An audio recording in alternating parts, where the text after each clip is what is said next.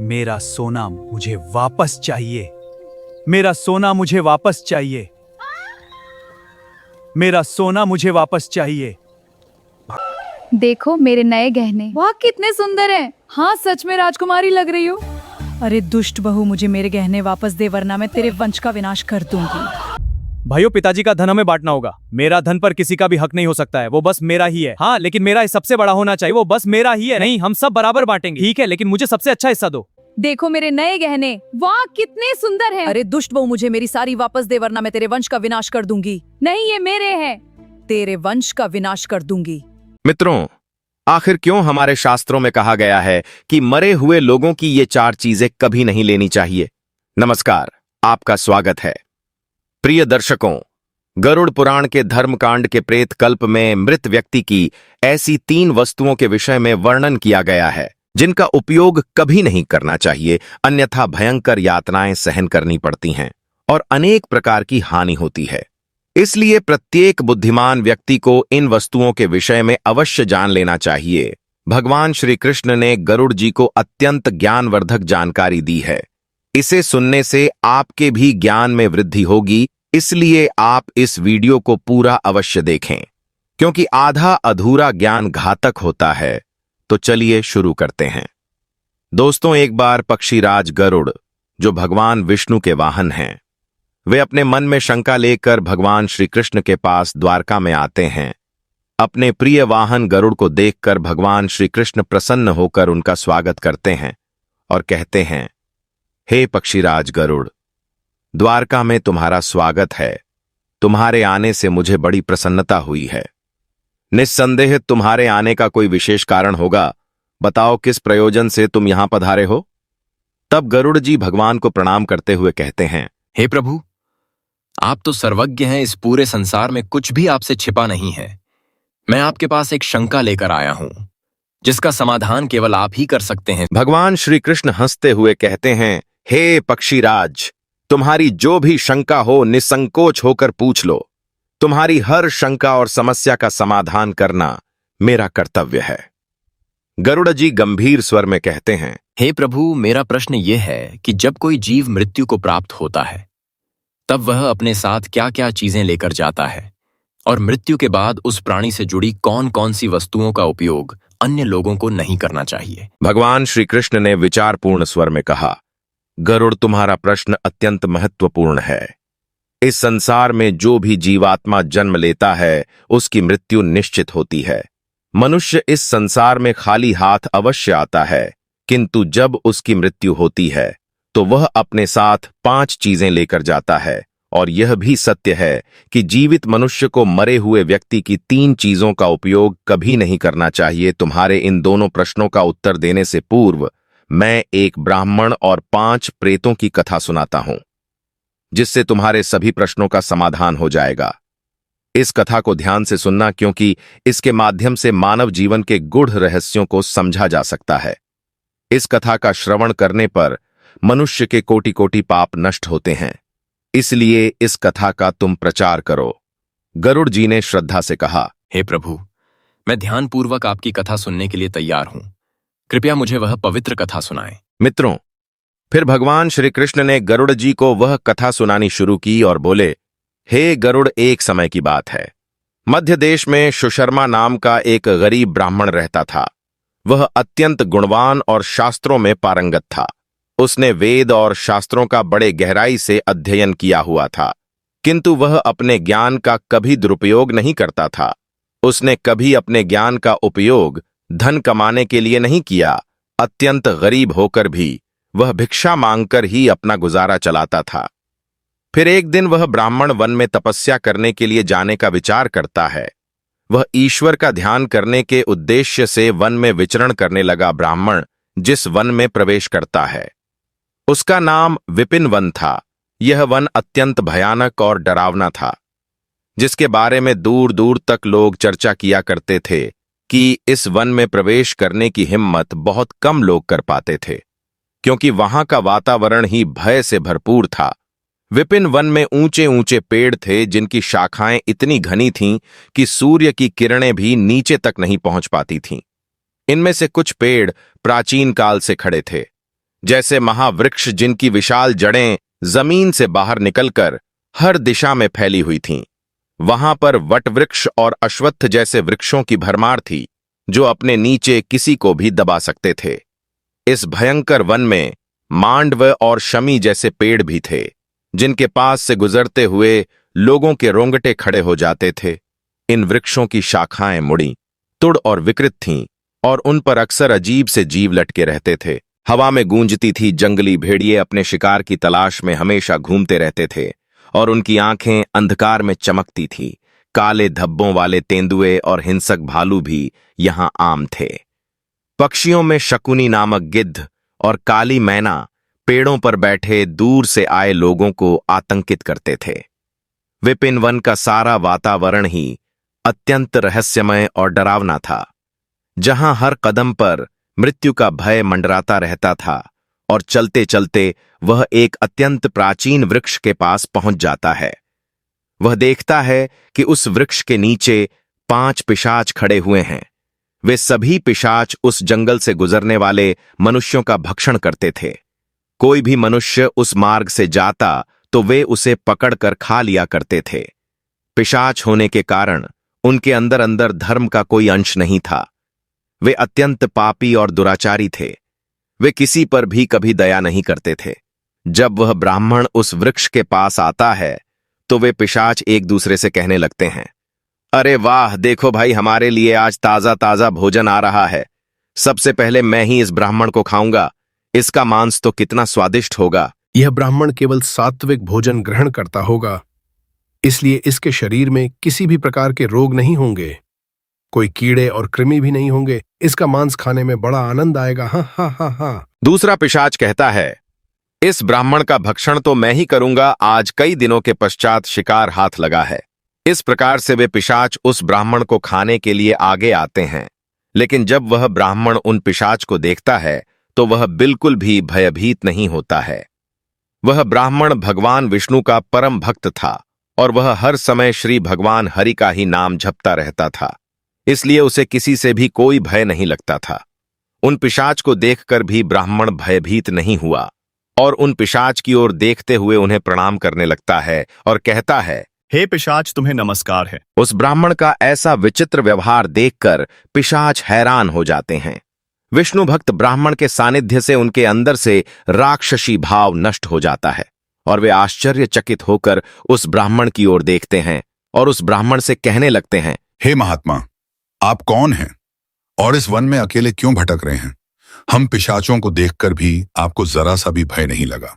बड़े बड़े शूरवीर योद्धा भी हम पिशाच को देखकर थर थर कांपने लगते हैं, हमें देखकर डर कर भागने लगते हैं, किंतु आपके मन में किसी भी प्रकार का भय दिखाई नहीं पड़ रहा। आपके सानिध्य में आने पर हमारी भूख भी समाप्त हो चुकी है। हम तो आपको भोजन समझकर प्रसन्न हो रहे थे और आपको खाने वाले थे।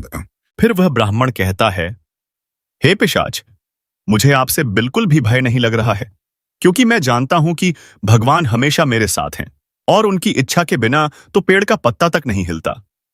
यदि मेरी मृत्यु आप पिशाच के द्वारा ही होनी है तो मुझे यह भी स्वीकार है। प्रभु ने मेरे भाग्य में जो भी लिख दिया है मुझे वह मंजूर है। यदि मुझे खाने से आपकी तृप्ति होती है तो मैं इसे मेरा सौभाग्य समझूंगा। इस संसार के प्रत्येक प्राणी को सुख प्रदान करना, उनकी तृप्ति करना ही प्रत्येक मनुष्य का कर्तव्य है। पिशाच भी ईश्वर द्वारा ही बनाए हुए हैं, इसलिए मैं आपकी निंदा भला कैसे कर सकता हूं। ब्राह्मण के ऐसे वचन सुनकर वे सभी पिशाच आश्चर्यचकित हो जाते हैं और उस ब्राह्मण से कहने लगते हैं, हे ब्राह्मण देवता, आपके के वचन अत्यंत सुंदर हैं, जिन्हें सुनकर ही हमारी तृप्ति हुई है। हम आपका भक्षण नहीं करेंगे। कृपया आप हमें बताइए कि आप कौन हैं और किस कारण से आप इस वन में भटक रहे हैं। वह ब्राह्मण कहता है, हे पिशाचों, मेरा नाम सुशर्मा है और मैं प्रभु की भक्ति करने के लिए इस वन में उचित स्थान खोज रहा था, किंतु आपको देखकर लगता है कि आप बहुत कष्ट में हैं। मुझे बताइए कि किस कारण से आपको पिशाच बना पड़ा। यदि मैं आपकी कोई सहायता कर सकता हूं तो आप अवश्य कहे। मैं अपने सामर्थ्य के अनुसार आपकी जो भी हो सके मदद अवश्य करूंगा। अब क्या था, ब्राह्मण की बातें सुनकर सभी पिशाच सुन्न हो जाते हैं और कहने लगते हैं, हे द्विज श्रेष्ठ, आपको बार बार प्रणाम है। हम सभी पिशाच हमारे पाप कर्मों के कारण ही बने हैं। हमने हमारे पितरों का अपमान किया है। इसी कारण से हमें यह पिशाच योनि प्राप्त हुई है। ना जाने कब हमें इस पिशाच के शरीर से छुटकारा मिलेगा। हमने मनुष्य रहते हुए भी बहुत पाप किए थे और पिशाच बनकर तौबानदई हमने अनगिनत पाप किए हैं। कितने ही निर्दोष मनुष्यों और प्राणियों को हमने मारकर खाया है। इसीलिए हमें ऐसा लगता है कि हमें कभी पिशाच योनि से मुक्ति नहीं मिलेगी। फिर ब्राह्मण कहता है, हे पिशाच, मैं आपकी व्यथा को समझता हूं। कृपया आप मुझे बताइए मैं किस प्रकार से आपको मुक्ति दिला सकता हूं। मैं मध्य देश में रहने वाला सुशर्मा ब्राह्मण हूं। मैंने अनेक तप व्रत और उपवास किए हैं। इसलिए आपकी मुक्ति के लिए भी यदि कोई व्रत उपवास हो तो मुझे बताइए, वह मैं अवश्य करने का प्रयास करूंगा। ब्राह्मण की बात सुनकर उन पिशाच को समझ में आ जाता है कि यह ब्राह्मण तो उनका ही पुत्र है। वे पिशाच उस ब्राह्मण के दादा परदादा हैं, जो पाप करने के कारण पिशाच बने हुए हैं।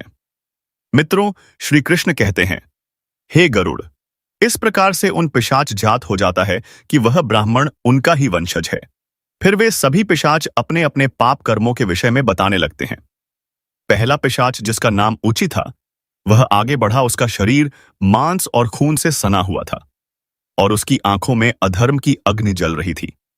उसने कांपते हुए ब्राह्मण से कहा, हे वत्स, मेरा नाम ऊंचे इसलिए पड़ा क्योंकि मैं हमेशा दूसरों का बचा हुआ और जूठन खाया करता था।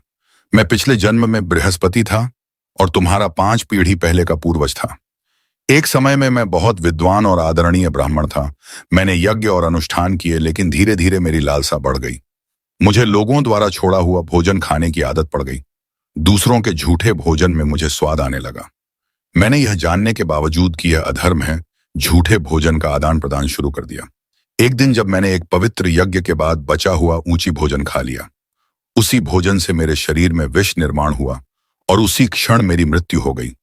अब मैं पिशाच बनकर ऊंची भोजन करता हूं और यही मेरा श्राप है। मित्रों, फिर दूसरा पिशाच, जिसका नाम नग्न अंग था, वह आगे आया। उसका पूरा शरीर नग्न था और उसकी हड्डियां दिख रही थीं। उसने ब्राह्मण की ओर देखकर कहा, मेरा नाम नग्न अंग इसलिए पड़ा क्योंकि मैं हमेशा निर्वस्त्र रहकर स्नान कर था।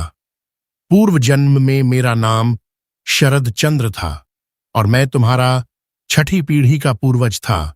मैं एक ब्राह्मण कुल में जन्मा था और मेरे पास ज्ञान और तप की शक्ति थी, लेकिन मैं अपने शरीर का घमंड करने लगा। मुझे स्नान करते समय नग्न रहने में आनंद आता था और मैंने समाज के नियमों का अपमान किया। मैं इसे स्वाभाविक मानता था, परंतु यह अधर्म था। एक दिन जब मैं नगर के तालाब में नग्न होकर स्नान कर रहा था, तभी जल देवता ने मुझे श्राप दिया कि मैं अपने घमंड के कारण पिशाच योनि को प्राप्त करूंगा और वहीं मेरी मृत्यु भी उसी तालाब में डूबने से हुई। अब मैं पिशाच हूं और मेरा शरीर हमेशा नग्न रहेगा। जैसे मैंने अपने ब्राह्मण धर्म का अपमान या बोधि। अब तीसरा पिशाच, जिसका नाम शववस्त्र था, उसके शरीर पर मृत लोगों के फटे हुए कपड़े लिपटे हुए थे। उसकी आवाज में दर्द था। उसने कहा, मैं इस योनि में इसीलिए हूं क्योंकि मैंने हमेशा मृत व्यक्तियों के कपड़े चुराए थे। पिछले जन्म में मेरा नाम अच्युतानंद था। मैं तुम्हारे पूर्वजों में से था और एक आदरणीय ब्राह्मण कुल से संबंध रखता था, लेकिन मेरे मन में लोभ बढ़ गया था। मैं स्मशान भूमि पर जाकर मृतकों के वस्त्र चुराता और उन्हें बेचता था। मरे हुए लोगों के वस्त्र पहनकर मुझे सुख की अनुभूति होती थी। मेरे इस अधर्म को देखकर देवताओं ने मुझे श्राप दिया कि मेरी मृत्यु भी स्मशान में होगी और मैं पिशाच बनकर हमेशा शवों के वस्त्र पहनूंगा। इसी कारण से मेरी मृत्यु स्मशान में ही हुई, जहां एक भयंकर पिशाच ने मुझे मार दिया। अब मुझे मृतकों के वस्त्र पहनने का श्राप मिला है। अब चौथा पिशाच, जिसका नाम अशौच था, उसकी उपस्थिति इतनी गंदी और बदबूदार थी कि ब्राह्मण को सांस लेना कठिन हो गया था। तभी अशौच ने कहा, मेरा नाम अशौच इसलिए पड़ा क्योंकि मैंने हमेशा अपवित्र और गंदी चीजों में खुद को लिप्त रखा। मैं पिछले जन्म में धर्मराज था और तुम्हारा पूर्वज था। मेरे जीवन में शुद्धता का कोई स्थान नहीं था। ब्राह्मण होते हुए भी मैंने अपवित्र में जीवन बिताया। मैंने कभी अपने तन और मन की शुद्धता का ध्यान नहीं रखा। गंदे वस्त्र पहने और अपवित्र स्थानों पर रहा। मैं स्नान नहीं करता था और यह सब जानकर भी मैंने धर्म के नियमों का पालन नहीं किया। मेरे इस पाप के कारण देवताओं ने मुझे श्राप दिया कि मैं अशुद्ध में लिप्त रहकर ही इस पिशाच योनि में भटक मेरी मृत्यु एक गंदे श्मशान के तालाब में डूबकर हुई। अब मैं इस पिशाच योनि में हूं जहां मैं हमेशा अपवित्र से घिरा रहता हूं। अंत में पांचवा पिशाच क्रव्यद था। उसका मुख रक्त से लथपथ था और उसके हाथों में मांस के टुकड़े थे। उसने भयावह हंसी के साथ ब्राह्मण से कहा, मैं क्रव्यद हूं क्योंकि मैं मांस और रक्त का लोभी था। पूर्व जन्म में मेरा नाम सोमदेव था और मैं तुम्हारा पूर्वज था। मैंने ब्राह्मण होते हुए भी हिंसा और क्रूरता का जीवन अपनाया। मुझे मांसाहार और हत्या में आनंद आता था। मैंने कई निर्दोष प्राणियों का खून बहाया और उनका मांस खाया। मैंने अपने परिवार और समाज की मर्यादाओं का उल्लंघन किया। मेरे इस अधर्म के कारण मेरी मृत्यु एक मांसाहारी भोज के दौरान हुई। जब मैंने एक गाय का मांस खाया, देवताओं ने मुझे श्राप दिया कि मैं इस पिशाच योनि में आकर रक्त और मांस का लोभी बनूंगा। अब मैं हमेशा कवियार बना हुआ हूं। इस प्रकार से वे पिशाच कहते हैं, हे वत्स, हम हमेशा ही ऊंचे वस्त्र पहनते थे। गंदे मैले वस्त्र पहनकर ही भोजन, पूजा पाठ आदि कार्य किया करते थे। हमने हमेशा ही उच्च भोजन ही ग्रहण किया है। इसी कारण से हमारी यह दुर्गति हुई है। हम निर्वस्त्र होकर स्नान करते थे, जिस कारण से हमारे पितृगण हमसे रुष्ट हो गए। हमने कभी पितरों के लिए भोजन अर्पित नहीं किया। इसी कारण से हमें मृत्यु के पश्चात प्रेत बनना पड़ा। फिर वे सभी पिशाच कहते हैं, हे वत्स, तुम तुम्हारे ही वंश से हो, हम तुम्हारे पूर्वज हैं। यह ईश्वर की ही कृपा है कि उन्होंने तुम्हें हमारे पास भेजा है। अब हमें यकीन हो गया है कि तुम हमें मुक्ति अवश्य दिलाओगे। हे वत्स, तुम अभी जाओ और हमारी मुक्ति के लिए उपाय करो। अपने पूर्वजों की ऐसी दशा देखकर वह ब्राह्मण अत्यंत दुखी हो जाता है और सोचने लगता है कि प्रत्येक मनुष्य का यह निहित कर्म है कि वह अपने पूर्वजों को मुक्ति दिलाने के लिए कार्य करें। वह ब्राह्मण उन पिशाच को वचन देता है और कहता है, हे पितामह, मैं आपकी मुक्ति के लिए अवश्य उपाय करूंगा। फिर वह ब्राह्मण मुनि अगस्त्य के पास जाता है और उन्हें पितरों की मुक्ति के लिए उपाय पूछता है। मुनि अगस्त्य उस ब्राह्मण को पितरों की मुक्ति के लिए किए जाने वाले तर्पण, श्राद्ध, पिंडदान, दान धर्म आदि क्रियाओं के बारे में विस्तार से बताते हैं। फिर वह ब्राह्मण पवित्र गंगा नदी के तट पर जाकर अपने पूर्वजों के लिए वे सभी कार्य करता है जो मुनि अगस्त्य ने बताए हुए होते हैं। वह पहले नदी के पवित्र जल से तर्पण करता है, फिर नदी के तट पर बैठकर पिंड दान करता है और उससे जो कुछ भी हो सके उसी के अनुसार दान धर्म करता है। इस प्रकार से उस ब्राह्मण के द्वारा तर्पण और दान धर्म करने से वे सभी पिशाच मुक्त हो जाते हैं और स्वर्ग की ओर जाने लगते हैं। फिर श्री कृष्ण गरुड़ से कहते हैं, हे गरुड़, इसीलिए मनुष्य को कभी उचट वस्त्र नहीं पहनने चाहिए, अर्थात गंदे और मैले कपड़े नहीं पहनने चाहिए। कभी उचट भोजन ग्रहण नहीं करना चाहिए। दूसरों का झूठा, जमीन पर पड़ा हुआ, दूसरों के द्वारा लांघा गया तथा पितरों को अर्पण किए बिना की गया भोजन उच्चिष्ट भोजन होता है। हे गरुड़, अब मैं तुम्हें मृत व्यक्ति की उन वस्तुओं के विषय में बताता हूं जिनका उपयोग जीवित मनुष्य को कभी नहीं करना चाहिए, इसीलिए तुम ध्यान से सुनो। हे गरुड़, मनुष्य इस संसार में जन्म लेकर कई भौतिक सुखों के मोह में पड़ जाता है। मृत्यु के बाद भी उसका उन वस्तुओं के प्रति मोह नहीं छूटता है। जब तक मनुष्य सांसारिक वस्तुओं का मोह त्याग कर संपूर्ण रूप से ईश्वर को अपना नहीं लेता, तब तक वह अलग अलग योनियों में जन्म लेकर पृथ्वी लोक पर ही भटकता रहता है। कभी कभी यह मोह इतना अधिक होता है कि वह मृत्यु के बाद भी इसी पृथ्वी लोक पर भ्रमण करता है, अर्थात वह प्रेत योनि धारण करता है। यदि किसी मनुष्य की अकाल मृत्यु हो जाती है तो वह भी प्रेत योनि में चला जाता है और प्रेत बनकर वह अपने ही परिवार के लोगों को दुख देने लगता है। कई बार मनुष्य अपने मृत परिजनों की वस्तुओं को उनकी याद में अपने पास रख लेते हैं या उनकी वस्तुओं का उपयोग भी करने लग जाते हैं। लेकिन मनुष्य को मृत व्यक्ति की कुछ वस्तुओं का उपयोग कभी नहीं करना चाहिए, क्योंकि इन वस्तुओं के साथ उस मृत व्यक्ति की ऊर्जा जुड़ी हुई होती है।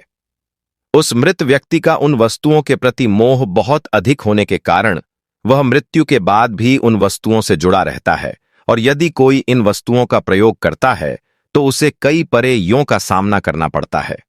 वह मृत आत्मा उसे कई प्रकार से कष्ट देने लगती है। इसलिए किसी भी मनुष्य को मरे हुए व्यक्ति की चीजों का इस्तेमाल कभी नहीं करना चाहिए। मनुष्य चाहे तो उन वस्तुओं को संभाल कर अपने घर में रख सकता है अथवा उन चीजों को नदी के जल में प्रवाहित कर सकता है, लेकिन भूल से भी उनकी वस्तुओं का इस्तेमाल नहीं करना चाहिए। उस मृत आत्मा की शांति के लिए मनुष्य उस व्यक्ति की प्रिय वस्तुओं का दान करता है, तो यह बहुत ही शुभ होता है।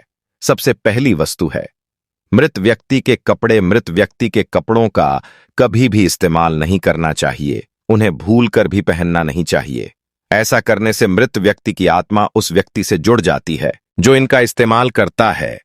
मृत व्यक्ति की यादें उस व्यक्ति को सताने लग जाती हैं जो उनके कपड़ों का इस्तेमाल करता है, जिस कारण वह व्यक्ति मानसिक और शारीरिक रूप से कमजोर हो जाता है। उस व्यक्ति को अपने मृत परिजन की ऊर्जा का एहसास भी होने लगता है। इसलिए मृत व्यक्ति के कपड़े कभी भी नहीं पहनने चाहिए। मृत व्यक्ति के कपड़े हमेशा दान कर देने चाहिए, जिससे उसकी आत्मा को शांति प्राप्त हो जाती है। दूसरी चीज है मृत व्यक्ति के गहने। मृत व्यक्ति के गहने भी उसके कपड़ों की तरह ही उसकी ऊर्जा के स्रोत होते हैं।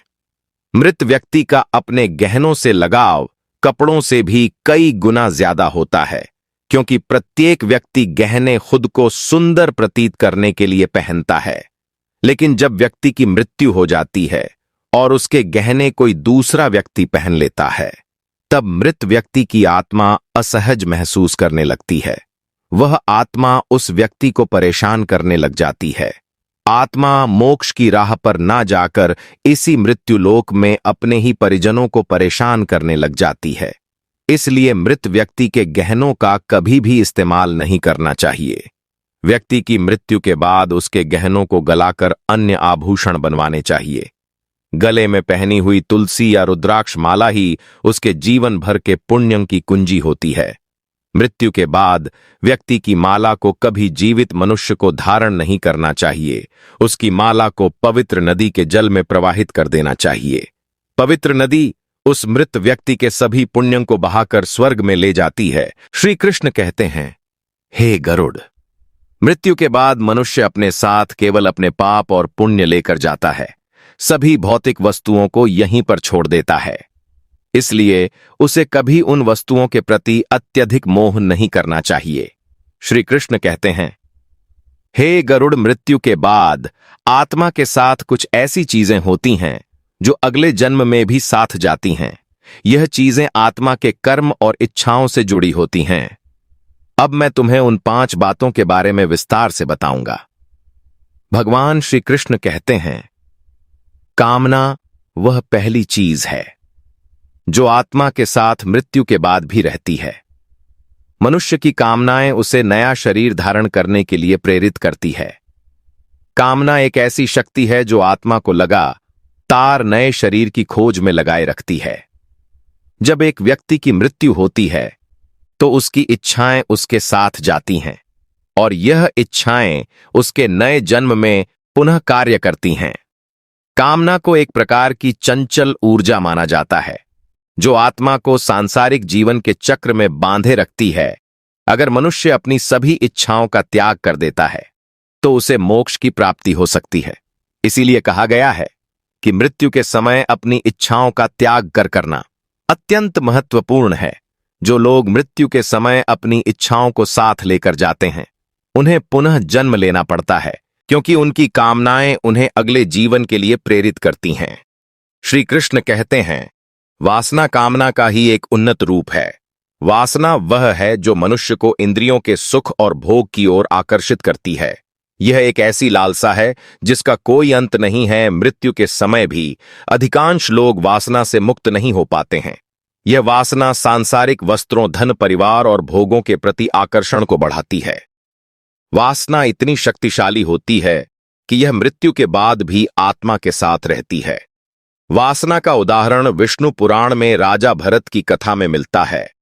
राजा भरत ने एक हिरण के बच्चे से अत्यधिक प्रेम किया और उनकी वासना इस बच्चे के प्रति इतनी प्रबल थी कि मृत्यु के समय भी वे उसी हिरण के बारे में सोचते रहे। परिणाम स्वरूप उन्हें अगले जन्म में हिरण की योनि प्राप्त हुई। यह दिखाता है कि वासना आत्मा को बंधनों में बांधे रखती है। मन की शांति और ज्ञान से ही वासना से मुक्ति मिल सकती है।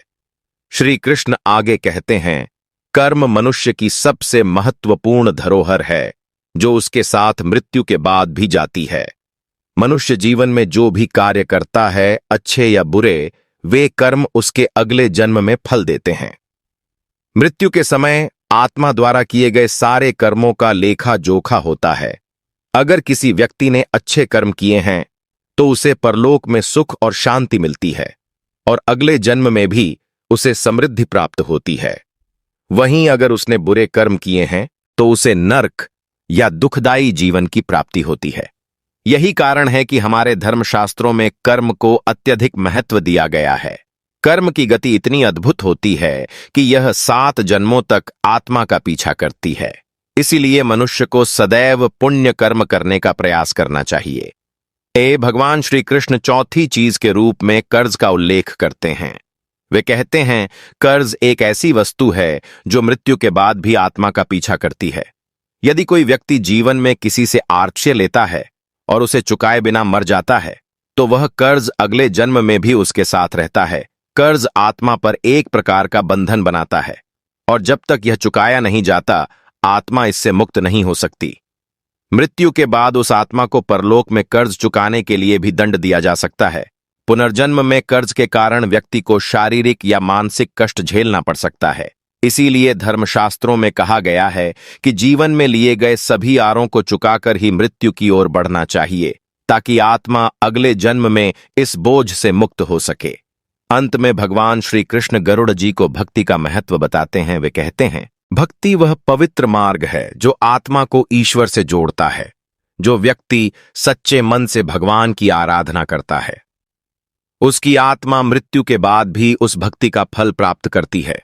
भक्ति ही वह शक्ति है जो आत्मा को जन्म मरण के चक्र से मुक्त कर सकती है और उसे मोक्ष की प्राप्ति दिला सकती है। यही कारण है कि भक्ति को जीवन का सबसे पवित्र साधन माना गया है। इस प्रकार भगवान श्री कृष्ण ने गरुड़ जी को बताया कि आत्मा के साथ मृत्यु के बाद कामना, वासना, कर्म, कर्ज, पुण्य और भक्ति रहती है। यह चीजें आत्मा को जीवन के चक्र में बांधे रखती हैं या मोक्ष की ओर ले जाती हैं। तो दोस्तों, इस प्रकार से श्री कृष्ण ने गरुड़ जी को अत्यंत महत्वपूर्ण ज्ञान दिया है। उम्मीद है आपको यह जानकारी अच्छी लगी होगी। वीडियो को लाइक अवश्य करें और कमेंट में जय श्री कृष्ण अवश्य लिखें। साथ ही चैनल को सब्सक्राइब करें। आप सभी का धन्यवाद।